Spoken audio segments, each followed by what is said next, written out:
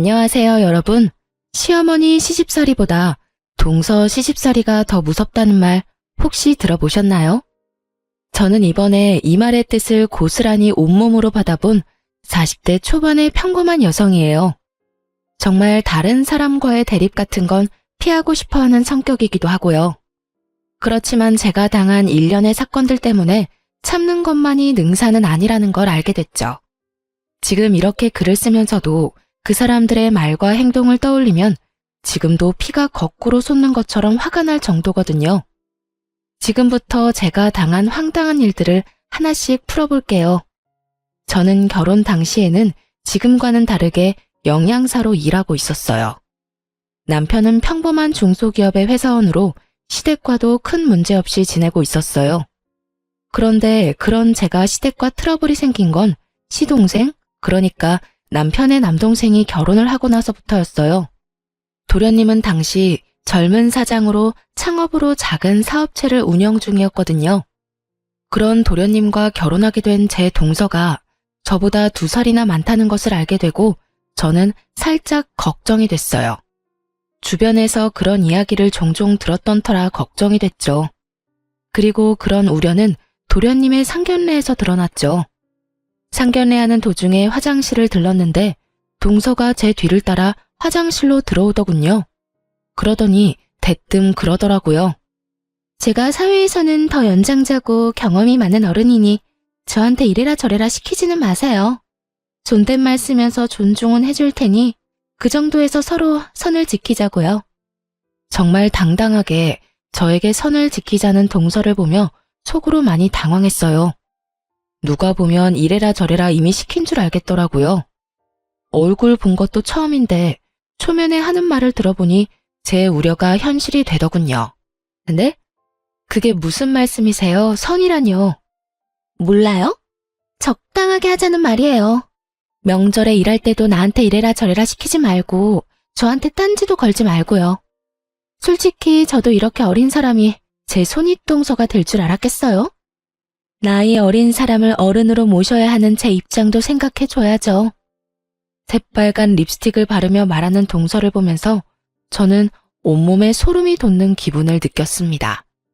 아직 상견례만 했을 뿐인데 이 정도로 견제하는 거면 결혼하고 나서는 내 말은 개똥으로도 안 듣겠구나 하고요. 이때 제 대답이 뭔지 궁금하세요? 제가 먼저 선을 넘는 일은 없을 거예요. 대신 동서께서도 선을 안 넘도록 해주셨으면 좋겠네요. 서로가 선을 지키면 얼굴 붉힐 리도 없잖아요. 그렇죠? 상대방은 제가 선을 넘는 걸 경계했지만 저는 그쪽이 선을 넘는 걸 더 걱정했어요. 지금 이 상황만 봐도 선을 아슬아슬하게 타고 있는 건 상대방인 동서였으니까요. 그러자 웃으면서 그러더군요. 마음이 잘 맞아서 좋네요. 그 말 꼭 지켜주세요. 그렇게 말하고는 휙 돌아서 화장실을 나가버렸어요.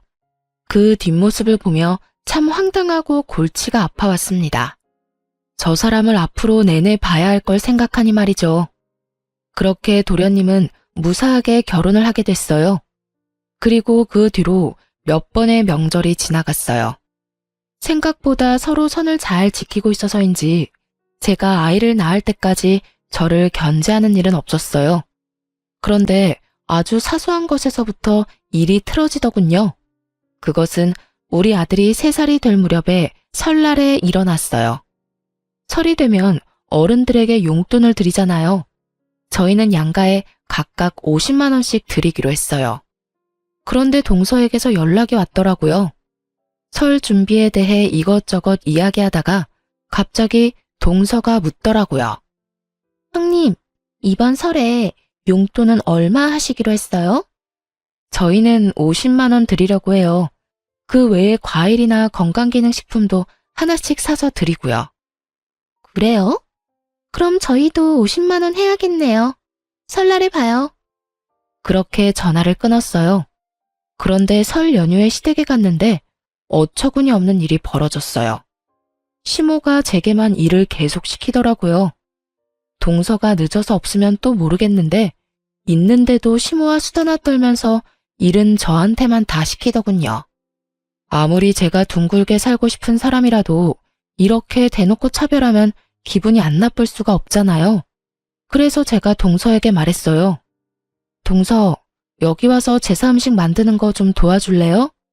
어머님이랑 대화하면서 쉬는 게 좋은 건 알겠는데 혼자 하면 아무래도 저녁까지 준비를 다 못 끝낼 것 같거든요. 최대한 돌려 말했어요. 명절이고 어른들 있는 데서 큰 소리 나면 안 된다는 생각에 말이죠. 그런데 동서는 제 이야기를 듣고도 태연히 가만히 있더라고요. 대신 움직인 건 시모였어요. 아무리 아랫동서래도 너보다 나이도 많은 사람한테 이래라 저래라 하는 건 너무한 거 아니니? 시모의 말에 저는 할 말을 잃었어요. 여기서 왜 시모가 나서는지 이해가 안 됐거든요. 네? 당연히. 너 설마 네가 먼저 이 집안에 들어왔다고 새로 들어온 동서한테 텃세 부리는 거야? 우리 집에서는 그런 텃세 용납 못한다. 시어머니를 앞에 두고 당당하게 이래라 저래라 일을 시켜? 어머님, 그게 아니라 동서는 오늘 와서 아무것도 한 게 없잖아요. 제가 지금 일을 다 하고 있는데. 그래서 네가 일 많이 하고 있다고 화내는 거야? 웃기지도 않아. 너는 그게 문제야. 네 동서가 명절이라고 돈을 100만 원 줬다. 이렇게나 시댁을 위하는 동서를 부려먹으려고 하는 거야? 네가 생각해봐라. 돈을 많이 준 사람이 움직여야 되겠니? 돈을 적게 준 사람이 움직여야 되겠니? 결국은 돈 때문이었어요. 시모가 동서 대신 나서서 제게 타박을 준 이유요. 그런데 그것도 정말 열이 받는 이유가 저는 아직 용돈을 드리지도 않았거든요. 시모도 저희 부부가 명절 때마다 50만 원 준 걸 알고 있을 테고 이번에도 50만 원만 준비한 걸 알았던 거예요. 그 와중에 동서가 100만 원을 가져왔으니 눈이 혹했겠죠. 솔직히 동서가 100을 내든 200을 내든 상관없는 일이어야 하는데 그 돈 액수에 휘둘려서 사람을 평가하는 시모 때문에 제가 이런 일을 당한다는 게 정말 짜증났어요. 어머님, 설마 돈 때문에 동서를 감싸고 도시는 거예요? 그것도 중요하지 않니? 너도 머리라는 게 있으면 생각을 좀 해봐. 동서가 그만큼 돈을 많이 냈다는 걸 알면 시어머니 말에 토를 달 게 아니라 네가 더 열심히 일을 해야지. 돈만 많이 내면 일 안 해도 된다는 말이세요? 누가 그렇게 말했어? 내 말은 돈도 많이 냈고 나이도 많으니 네가 동서에게 뭐든 시킬 입장이 아니다 라는 말이지. 말이 되지 않는 말을 참 말처럼 포장해서 말하더군요. 열받았지만 꾹 참았어요. 왜 참았는지 아세요?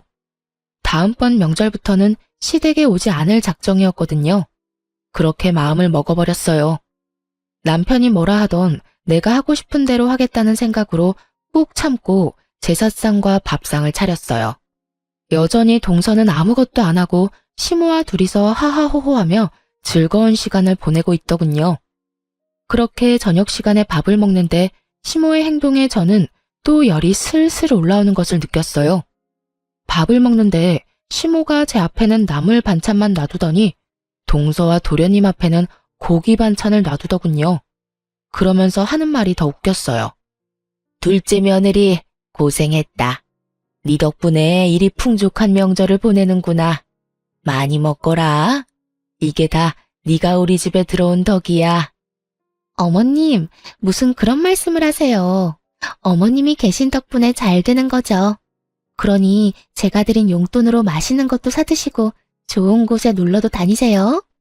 간드러지는 동서의 목소리에 행복해하는 시모를 보니 배알이 뒤틀리더군요. 음식 차별하는 게 제일 기분 더럽다더니 그 말이 딱 맞더라고요.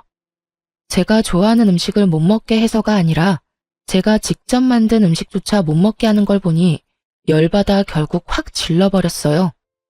저는 동서 앞에 놓인 산적을 들어서 저와 남편 앞에 가져왔어요. 그러자 시모가 눈을 동그랗게 뜨고 저를 쳐다보며 말하더군요. 예, 그걸 왜 그쪽으로 가져가? 제가 만들었는데 맛도 못 보나요? 그리고 고생은 제가 다 했는데 포상은 다른 사람이 받는 것 같아서 제 몫은 제가 챙기기로 했어요. 그러면서 보란듯이 밥을 와구와구 흡입하기 시작했죠. 너 무슨 애가 교양이 없어? 이런 식으로 마구잡이로 가져가면 어떡하니? 네가 한 게 뭐가 있다고? 제가 한 게 뭐가 없는데요? 아니, 그럼 여기 와서 부엌에 발 한 번 안 디디고 열심히 이빨이나 까던 동서는 뭘 한 게 있어서 고기 반찬 넙죽넙죽 갖다 바쳐요? 야, 동서 없었으면 그 고기들이 여기 있었겠어? 네가 맛이라도 본 건 다 동서 탓이야. 알아들어? 그 고기도 요리해줄 사람 없으면 다 썩어 빠지는 거 모르세요?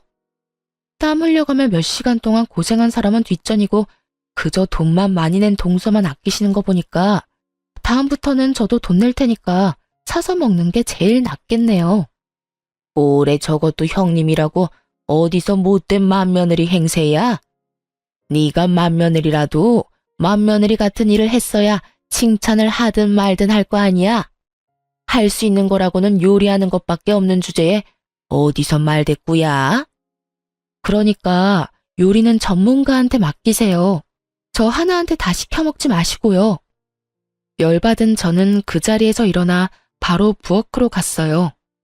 다들 제가 화나서 감정을 식히러 간 거라고 생각한 듯 하더군요. 저는 전혀 그럴 생각은 없었어요.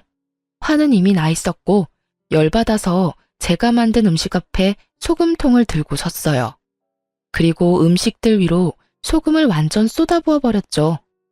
그리고 그 다음에는 설탕도 열심히 쏟아부었어요.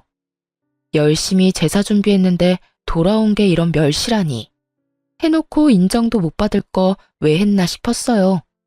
그래서 제가 한 음식 싹 다 망쳐버렸죠. 그리고 나와서 남편에게 말했어요. 어머님 용돈으로 드릴 돈 어디 있어?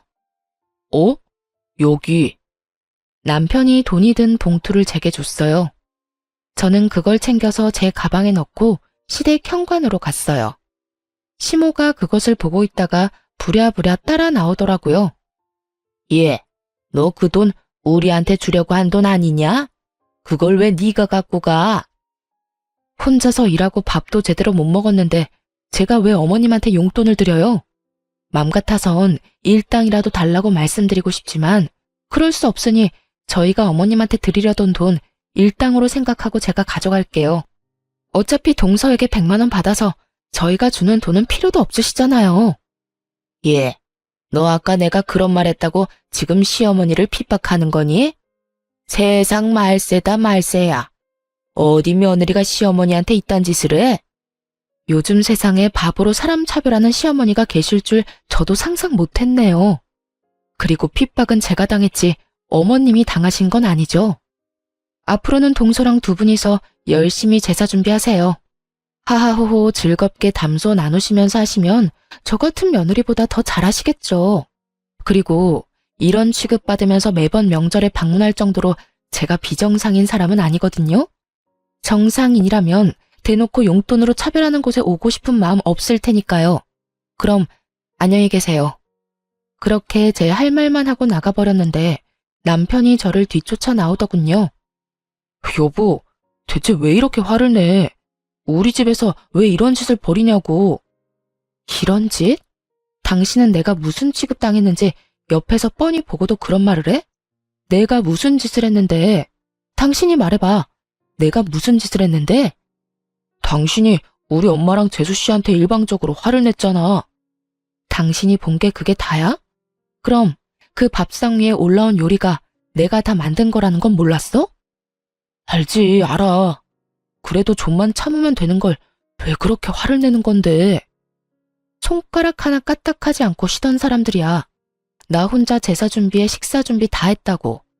그런데 뻔히 내가 좋아하는 반찬 알면서 그걸 동서 앞에 놔주시는 거 못 봤냐고. 한 번은 참았어. 그런데 이건 너무 빈정상하잖아. 음식으로 어떻게 차별을 해? 이게 맞는 거야? 화를 안 낼 일이냐고. 그럼 당신이 돈을 좀 더 잘 벌지 그랬어. 뭐? 그걸 말이라고 해? 내 말이 틀려. 돈도 못 벌면 일이라도 해야지. 솔직히 동생네가 돈 더 많이 한 것도 사실이고 그러면 당신이 좀 양보해줘야 하는 거 아니야? 우리는 돈 안 내? 그리고 집마다 다 사정이 다른데 어떻게 남들 하는 만큼 다 내고 살아. 그리고 돈을 더 벌라니 나 박봉이라고 지금 무시하는 거야? 무시하는 게 아니라 그게 사실이잖아. 당신이 돈만 좀 더 잘 벌었어 봐. 그러면 우리도 부모님 댁에서 이렇게까지 수모 당할 일도 없었겠지. 당신도 진짜 돈 때문에 내가 이런 취급당하는 게 당연하다고 생각하는 거야? 당신도 단단히 미쳤네. 됐어. 나 이제 시댁에 안 와. 당신이나 오던가 마음대로 해.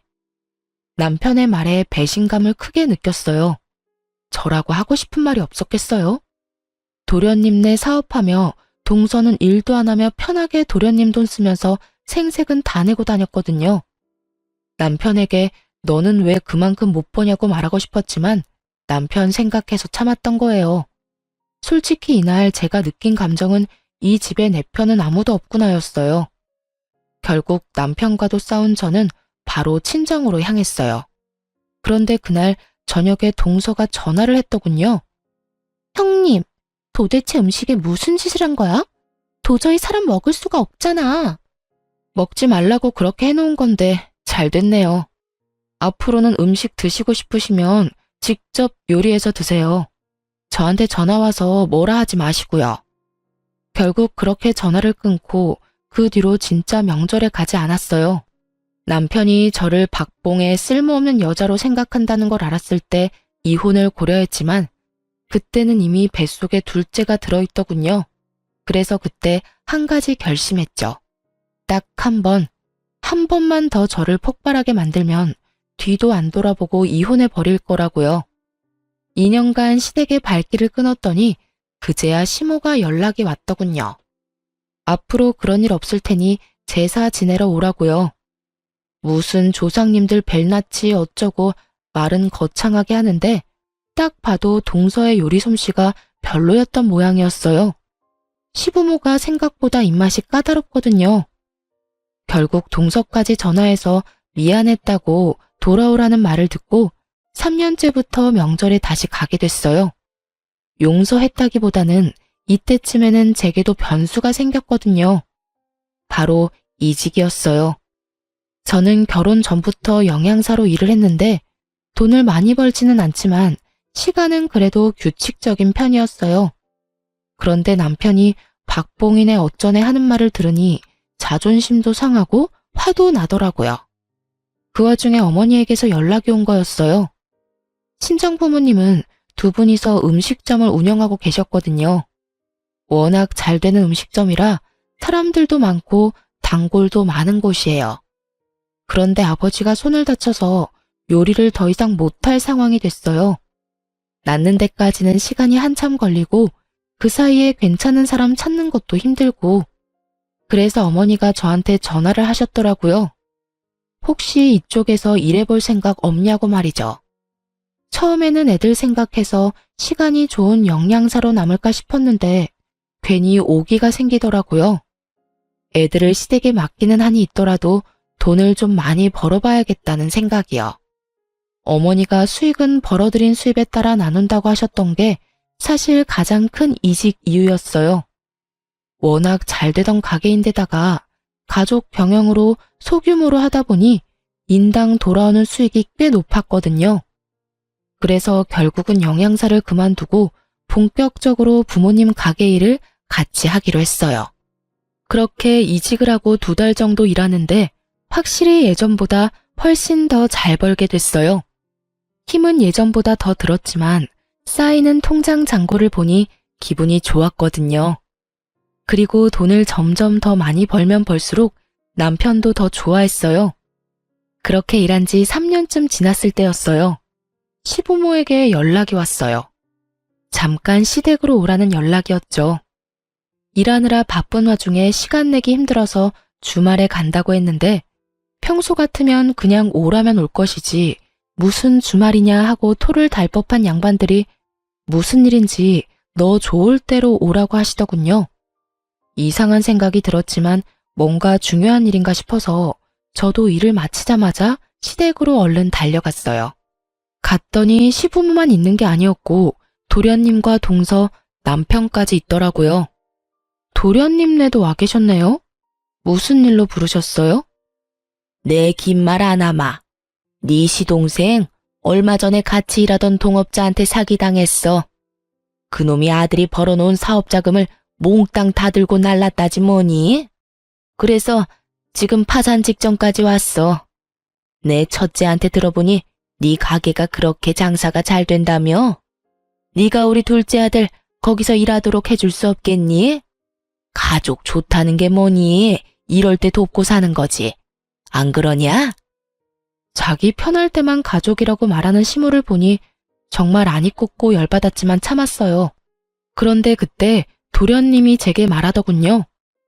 형수, 제발 저 좀 살려줘요.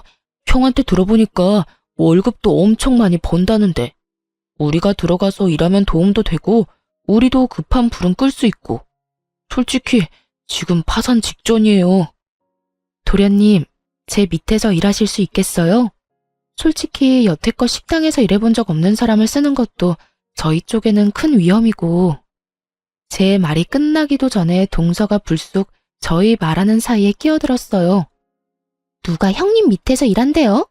그냥 일만 가르쳐주고 2호점 열 수 있도록 금전적인 지원만 해달라는 이야기예요.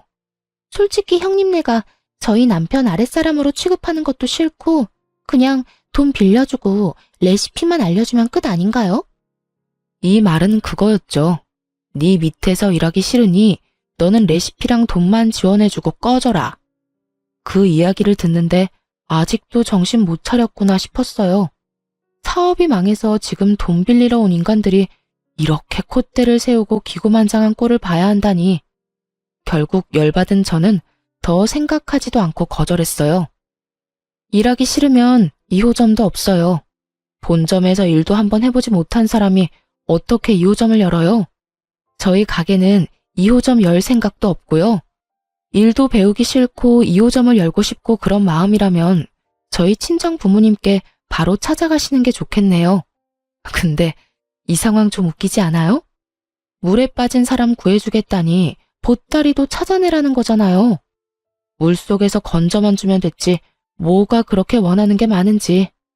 아직 덜 급한 것 같으니 저는 이만 가볼게요. 제가 자리에서 일어나는 신용을 하자 시모가 저를 붙잡았어요. 넌 애가 왜 이렇게 인정이 없어? 얘네 불쌍한 거 안 보이니? 네가 도와주면 좋잖아. 돈 벌면 어차피 다 갚는다는데 왜 그렇게 예민하게 굴어? 예민한 게 아니라 상식적인 거죠. 일 안 배우면 2호점도 없어요. 그렇게 알고 계세요. 결국 그 뒤에 도련님이 찾아와 저희 가게에서 일을 한 달간 배웠어요. 그리고 무슨 돈이 있었던 건지 2호점을 만들었더라고요. 그렇게 번갯불에 콩 볶아 먹듯 일을 배워서 바로 2호점을 차려 나갔어요. 제 눈앞에서 사고만 치던 시동생이 나가서 저도 속은 편했는데 2호점에서 내내 사고만 치더군요. 사업을 했다고 해서 장사에는 소질이 있겠거니 했는데 아무래도 음식점이다 보니 위생 관련해서 문제가 계속 터졌어요. 그래서 그거 수습하려고 매번 제가 시동생 가게에 들렀어야 했고요. 그런데 더 웃긴 건 이 와중에도 시부모의 둘째 아들에 대한 사랑은 아주 지고지순하더군요. 도련님네가 새로 가게를 오픈해서 나가고 얼마 안 지나서 시댁 친척 중에 칠순잔치가 있어서 참석하게 됐어요. 제가 화장실에 갔다가 사람이 너무 많아서 그냥 돌아오는데 친척들 이야기하는 게 들리더라고요. 아유, 그 집은 좋겠어요. 그런 복덩어리 같은 며느리가 들어와서. 돈도 많이 벌고 얼마 전에 사기당한 둘째도 거둬줬다면서? 며느리 참 잘 들였다니까. 고모님이 제 칭찬을 하고 계셨어요. 감사한 마음에 웃음을 띠며 시모 뒤로 가 얼른 고맙다고 말하려는데 시모가 제가 있는지도 모르고 이야기하더군요. 걔가 복덩이요? 당치도 않아요. 복덩이는 여기 우리 둘째 며느리지. 자기 남편 사기당해도 얼마나 내조를 열심히 하는지. 게다가 첫째 며느리하고는 달라서 그 힘든 와중에도 열심히 시댁에 용돈도 붙여주는 참 착한 며느리예요. 그 이야기에 진짜 어이가 없었어요. 남편이 그렇게 일하느라 바쁜데도 동서는 일도 돕지도 않고 도련님 사업할 때처럼 집에서 쉬고 있었거든요. 가끔씩 도련님이 바쁜 일정이 있거나 약속이 있을 때만 잠시 나와서 가게를 봐줄 뿐이었고요.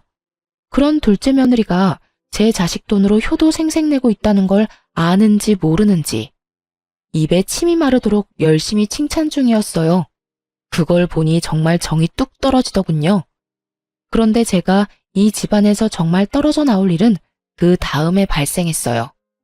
제가 영양사에서 자영업자로 직업을 전환하면서 아이들을 볼 수 있는 시간이 많이 줄었거든요.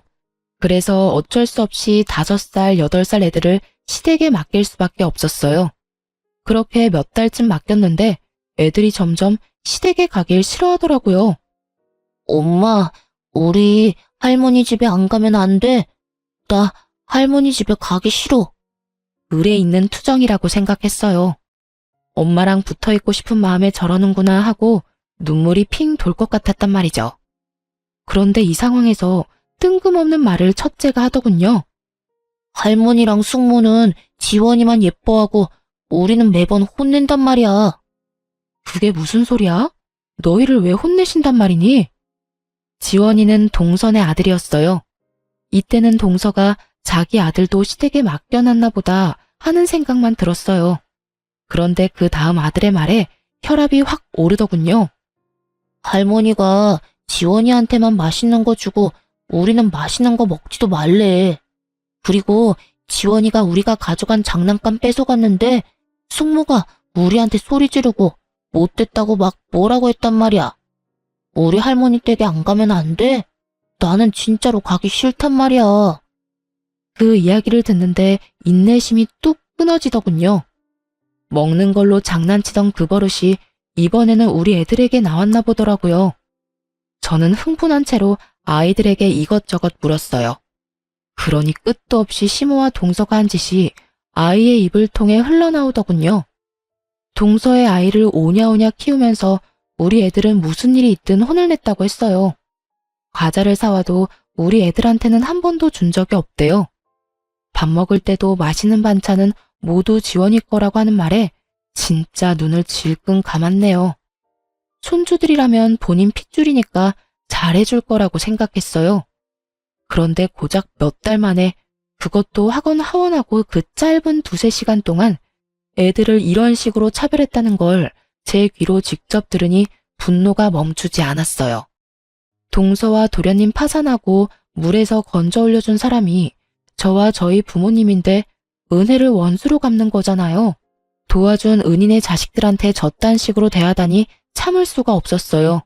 저는 열받아서 시모와 동서에게 직접 이야기하려다가 일을 마치고 온 남편에게 이야기하기로 했어요.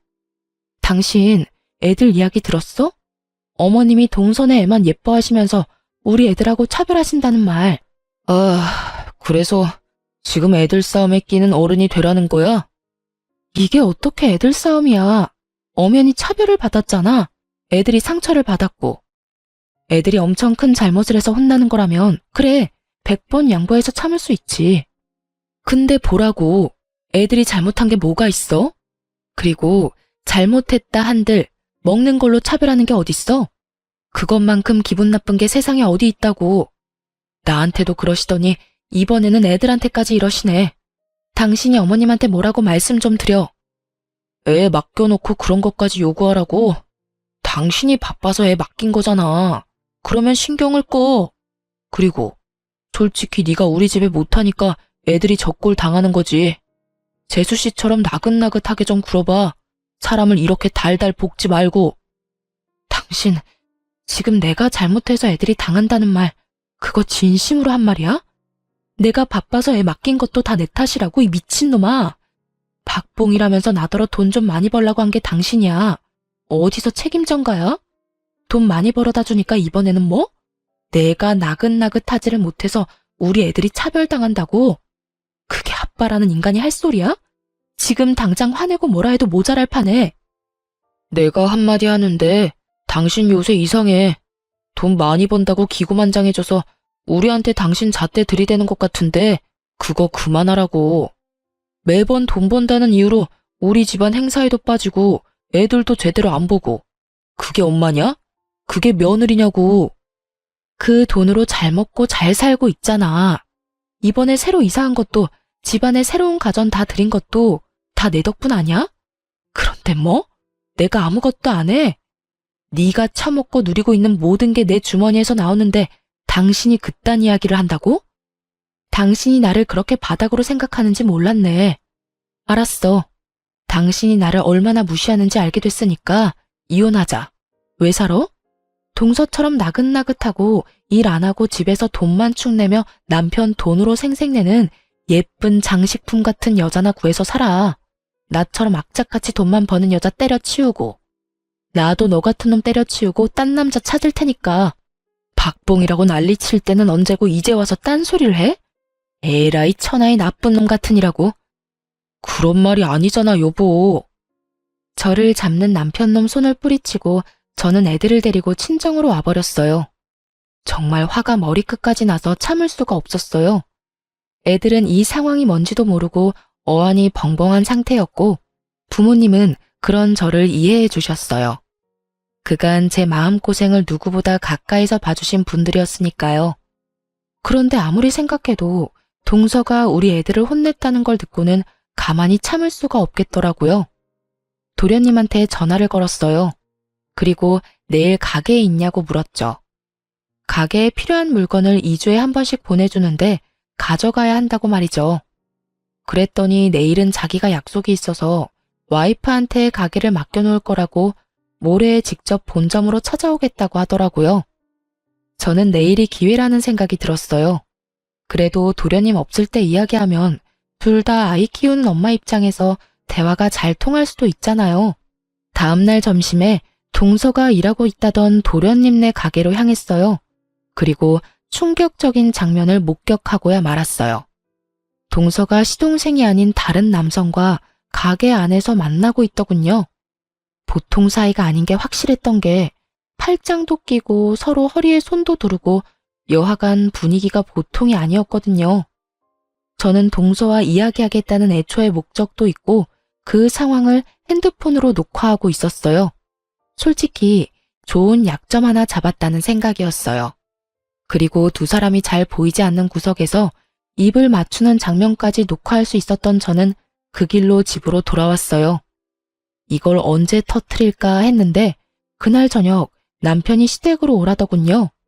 시댁에 갔더니 남편 놈이 아주 당당하게 이혼 이야기하자고 하더라고요.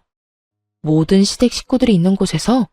그런데 동서가 제일 웃겼어요.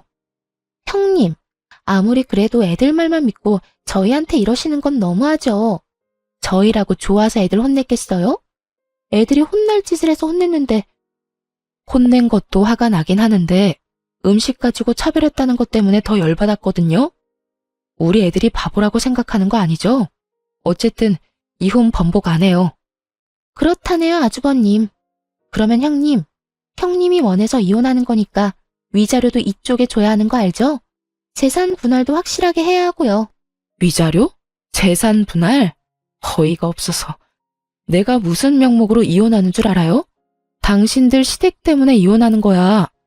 남편 놈은 그 사이에서 아무 도움 없이 나한테 성질만 내서 그렇고, 음식으로 차별하고 용돈 적게 줬다고 일 부려먹고, 사람을 인간으로 대해줬으면 이혼을 할 리가 있겠어?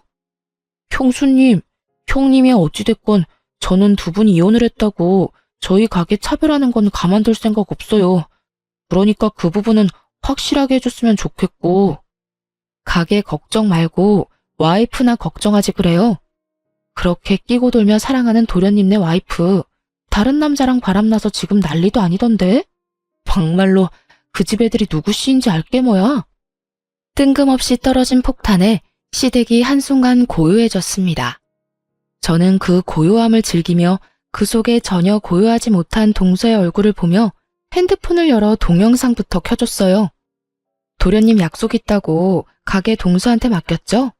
보세요. 거기서 낯선 남자랑 둘이서 얼마나 즐거운 시간 보냈는지. 그리고 그 순간 시동생이 제 폰을 들고 가서 요리조리 화면을 확대해 보더니 얼굴이 새빨갛게 분노로 터질 것처럼 변해버렸어요. 어떻게 당신이 이 사기꾼하고 같이 있어? 사기꾼?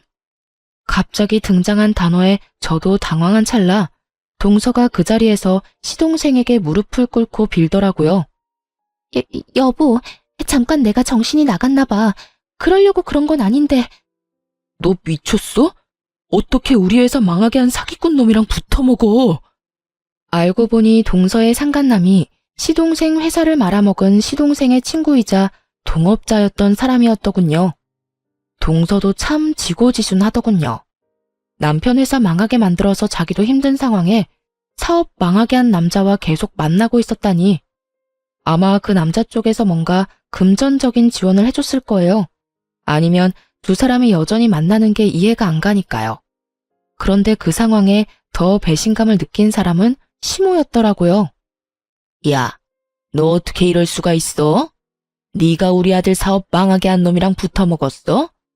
너도 저 사기꾼이 아들 사업 망하게 하도록 도와줬지? 내가 아들 사업에 투자한 돈만 해도 얼만데 그 돈이 지금 이 집 담보로 여전히 대출로 잡혀있는데 어떻게 내 돈을 다 날려먹게 만들 수가 있어? 자그마치 1억이다 1억. 그 돈을 날려먹은 게 다 니년 탓이라고? 내 돈 내놔. 당장 내 돈 내놔. 그렇게 동서를 애지중지하던 시모가 동서에게 년이라는 말까지 해가며 옷을 붙들고 난리를 쳤어요. 시모의 힘에 이리저리 휘둘리는 동서의 얼굴은 평소의 그 완벽하고 새초롬한 모습 따위는 사라지고 없었죠. 어머니, 설마 동생한테 이 집 담보로 대출받아서 사업자금으로 줬어요? 제가 그렇게 하지 마시라고 말씀드렸잖아요. 항상 동생 왜 있는 거 다 동생한테 퍼주지 못해 안달이세요? 여태껏 가지고 있던 재산 다 동생한테 털어줬으면 됐지. 설마 매달 돈 달라고 하신 거 이 담보대출 이자 때문에 달라고 하신 거예요? 아, 설마 이번 동생 가게에도 돈 대주신 거 아니죠? 야, 너 말해봐. 엄마한테도 돈 받았어? 나한테 2천만 원 빌려갔잖아. 남편의 말에 저도 깜짝 놀랐죠. 그때 2호점 연다고 돈 빌려달라고 했을 때 제가 거절했는데 남편이 몰래 동생에게 돈을 줬을 거라고는 상상도 못하고 있었거든요. 참, 저 몰래 많이들 시동생과 동서를 도와줬더라고요. 결국 남편도 시모의 행동에 열이 받아서 또 분노해서 난리가 났죠. 동서의 불륜 동영상 하나로 집안이 연쇄적으로 난리가 난 걸 보니 속으로 참 웃겼어요. 서로가 서로를 비난하며 니 탓 내 탓하고 있었거든요. 그렇게 나긋나긋하고 용돈 잘 주는 며느리에서 순식간에 죽일년이 된 동서를 보며 저도 그제야 마음의 응어리가 좀 가라앉았어요. 그렇게 서로 탓만하는 사람들 보며 남편에게 말했어요. 소송할 거고 위자료는 아마 당신이랑 당신 집안에서 전부 내야 할 거야. 우리 쪽 변호사는 상당히 자신 있는 모양이더라고. 그럼 앞으로 연락하고 싶으면 변호사 통해서 연락해. 그렇게 말하고 나와버렸어요. 그리고 어떻게 됐을까요? 시동생이 운영하던 저희 가게 2호점도 망해버렸어요. 사업한다는 인간이 개인사를 가게 운영하는 데까지 끌고 들어와서 결국에는 고객들 다 떨어져 나가고 폐업하게 됐더라고요. 그리고 그 덕분에 남편이 지원해줬다는 2천만 원도 훅 순식간에 사라져버렸죠. 그때 돼서야 제정신이 돌아왔나 보더라고요. 저를 찾는 전화를 미친 듯이 하더라고요. 저는 할 말 없으니 변호사 통해서 말하라고 했고요. 나중에 장문의 문자가 왔는데 보고 있으려니 웃기지도 않았습니다. 남편이 저한테 그렇게 한 이유가 자격지심 때문이었대요. 제가 영양사로 일할 때는 자기보다 돈 덜 벌어서 무슨 일이든 큰 소리 칠 수 있었는데 제가 부모님 가게에서 일하게 되면서부터 돈을 더 많이 벌었잖아요. 그것 때문에 열등감과 자격지심에 저한테 뭐든 그렇게 화를 내고 싶었다네요. 근데 참 웃긴 게 그냥 우리끼리 잘 지냈으면 제가 버는 돈도 누리면서 잘 살 수 있었을 텐데 꼴랑 자존심 하나 세워보려고 하다가 결국은 위자료에 재산 분할까지 해야 돼서 살고 있던 집 저한테 넘기고 월세 들어갔다잖아요. 그 집 자체가 저희 반반 내고 들어간 집이라 다 정산하고 나니 남은 건 없던 거죠. 그런데도 시모가 장남인 자신이 아니라 동생만 챙겼던 걸 알고 나서는 시댁으로 들어갈 생각도 안 하더군요. 혼자 살 거라네요. 부모 부양할 생각조차 없다고 그렇게 시댁과 연 끊고 지낸대요. 시동생은 동서를 용서하고 같이 살아보려고 했다고 해요. 그런데 동서는 이혼하고 싶어 했고요. 근데 결국은 이혼을 안 하고 여전히 같이 살더라고요. 그 이유를 알고 나니 웃겼는데 동서가 그 불륜남한테 버림받는 바람에 갈 곳이 없어져 시동생 옆에 딱 붙어 있으려고 했다네요. 자기도 비빌 언덕은 있어야 한다고 생각했나 보더라고요. 그런데 그 불륜남이 시동생에게 붙잡히면서 일이 복잡해진 거죠.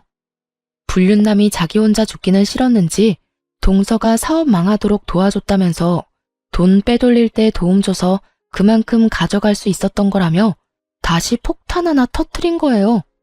결국 그 이야기 듣고 시동생이 열받아서 내치려고 했는데 동서가 빌고 빌어서 결국 같이 산다고 해요. 그치만 돈도 다 잃고 가게마저 폐업되고 나서는 갈 곳이 없어서 시댁에 들어가서 지낸다는데 아주 노비처럼 지내고 있다고 하더군요. 그 사람이 뭘 하든 저는 제 인생 가야 하는 게 맞는 거죠. 저는 이혼 후 그 집 팔고 부모님한테 말해서 근처 좋은 상가 건물로 가게를 확장 이전하기로 했어요. 집 한 돈 다 넣었어요. 그리고 1층은 가게, 2층은 저희 집, 3층은 부모님 집으로 해서 3층짜리 근생 건물을 샀어요. 2층에 집이 있으니 애들을 따로 봐줄 사람은 찾지 않아도 되고 조용할 때마다 올라가서 확인만 하면 되니 훨씬 마음이 편했어요. 애들도 할머니 댁에서 구박받으며 사는 것보다 지금 집을 더 좋아하고요. 그렇게 몇 달쯤 뒤였을까요? 제가 시모와 동서를 마주하게 된 일이 있었어요. 저는 가게 청소하고 밖으로 쓰레기를 버리러 온 참이었고 두 사람은 저희 가게 앞을 지나가고 있더라고요.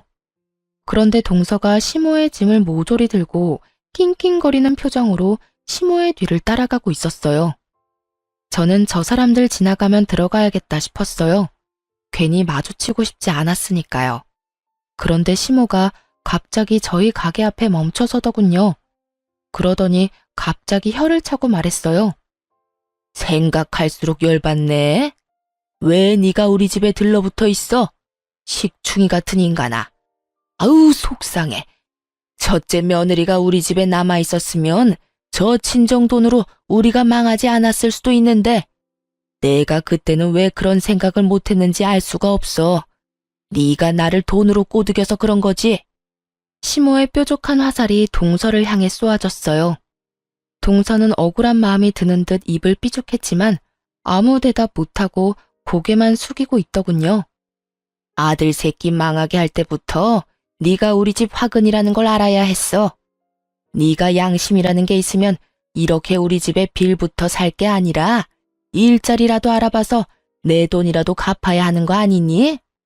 매번 네 서방한테 힘든 일 다 시키고 그 돈으로 펑펑 돈이나 쓰고 네가 인간이야?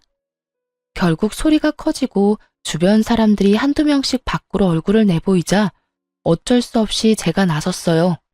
저희 가게 앞에서 이런 일이 벌어지면 가게 이미지에 타격을 입잖아요. 남의 가게 앞에서 큰 소리 내지 마시고 빨리 지나가세요. 여기서 이러신들 제가 그쪽 집에 다시 돌아갈 일도 없고 이 가게가 그쪽 집안 것이 될 일도 없으니까요. 제가 등장하자 시모 얼굴이 반가운 빛을 띠더군요. 이혼 전에는 볼 때마다 마땅찮은 표정만 짓더니 사람 마음 참 간사해요. 가게 잘 되는 걸 보면 볼 때마다 잃어버린 것이 얼마나 소중한지 깨닫게 됐나 봅니다. 그래도 다시 돌아갈 생각 따위 전혀 없지만요. 어머 얘, 너 있었니? 요즘은 어떻게 지내? 우리 손주들은 잘 지내고 있지? 우리도 요즘 손주들 얼굴 보고 싶어서 눈물이 날 정도란다. 네가 마음을 조금만 써서 우리랑 손주들 만나게 해주면 이번에도 동선의 아들하고 비교하면서 차별하실 건가요? 죄송한데 애들 차별하셨으면서 우리 애들 왜 궁금해하세요? 차별이라니 그건 다 네 동서가 시켜서 한 일이야. 아니었으면 내가 내 핏줄 싫어할 일 없잖니. 요즘에 지원이 그곳이 얼마나 기고만장해졌는지 몰라. 그런 눈치도 없는 애보다 너희 애들이 훨씬 낫지. 그러니 너도 이만 오해를 풀고. 그 이야기를 가만히 듣던 저와는 달리 누군가는 시모의 이야기에 기분이 퍽 나빠진 모양이었어요. 어머님, 누가 시켰다고 그러세요? 그리고 애 놔두고 그렇게 차별하시는 거 아니죠? 제가 여태껏 어머님한테 어떻게 했는데 이혼해서 이제 가족도 아닌 사람 앞에서 저를 이렇게 구박하실 수가 있는 거예요. 이거 봐. 감히 눈 동그랗게 뜨고 시어머니를 노려봐? 네가 지금 나한테 눈 크게 뜨고 대들 수 있다고 생각하니? 어이가 없어서 지금 내 꼴을 좀 봐라. 네가 우리 아들 두고 그런 미친 짓을 저질러서 내가 지금 이 모양이 꼴 아니냐? 그게 왜 제 탓인데요? 어머님이 뿌린 대로 거둔 거지. 저도 이런 짓 못 해먹겠어요.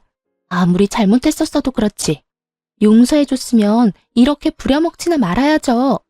동서는 그 상태 그대로 짐을 다 팽개치고는 씩씩거리며 가버리더군요. 제가 아휴 봐라. 지금 집안이 이 모양이야. 역시 맏며느리가 없으니 기강이 안 사네. 어쨌든 나중에 애들 데리고 한번 오거라. 응? 무슨 착각하시는 건지 모르겠지만 저희 애들은 그쪽 집에 안 가요. 애들이 뭐라고 하는 줄 아세요? 할머니 댁 안 가서 너무 좋대요. 할머니한테 차별받아서 정말 기분 나빴는데 여기서는 그런 차별 안 받아도 된다고요. 그러니까 기대하지도 마세요. 애들 차별할 때는 언제고 이제 와서. 제 말에 시모가 얼굴이 올그락 푸르락 하더니 결국 아무 말 못하고 땅에 떨어진 짐을 주워서 어그적 집으로 걸어가더군요. 결국 돈으로 저울질하다가 두 며느리에게 버림받고 둘째 아들이 돈 잘 버는 것 같아서 거기 돈 쏟아부었다가 그 사실을 알게 된 장남에게 버림까지 받았네요. 덕분에 사람을 마음으로 대하지 않으면 저렇게 순식간에 망할 수도 있다는 걸 알게 됐네요. 어찌됐든 시댁 사람들은 모두 저에게는 최악의 사람들이었어요. 나중에 들어보니 동서는 이때 저와 마주치고 시모와 언쟁을 벌인 다음에 그대로 집을 나가버린 모양이었어요. 제게 고통을 준 사람들이 모두 벌을 받은 걸 확인하니 마음이 좀 편해졌어요. 여전히 저는 아이들 둘 키우며 열심히 살고 있어요. 지금은 저희 부모님이 하시던 가게를 이어받아 열심히 사장으로 일하고 있습니다. 앞으로는 이런 사람들과 엮이지 않고 좋은 인연만 만들면서 잘 살아볼 예정입니다. 여기까지 제 이야기 들어주셔서 감사합니다.